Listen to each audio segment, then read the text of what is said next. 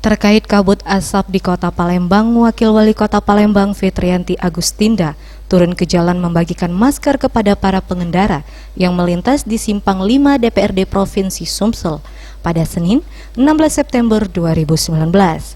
Wakil Wali Kota Palembang Fitriyanti Agustinda menjelaskan, pembagian ribuan masker ini akan terus dilakukan selama kondisi udara di Kota Palembang masih diselimuti kabut asap.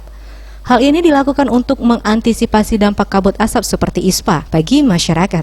Pembagian masker gratis ini juga diutamakan bagi para pengendara kendaraan roda 2 yang pada dasarnya langsung bersentuhan dengan udara bebas. Kembali diinstruksikan kepada pihak Dinas Pendidikan untuk segera meliburkan siswa jika kualitas udara di Kota Palembang semakin mengkhawatirkan.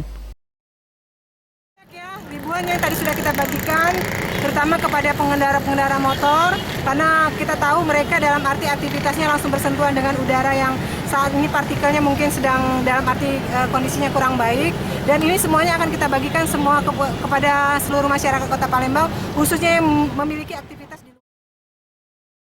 Ia menambahkan, dalam kesempatan ini juga selain pembagian masker, pemerintah Kota Palembang juga akan memberikan informasi kualitas udara secara rutin kepada masyarakat setiap harinya.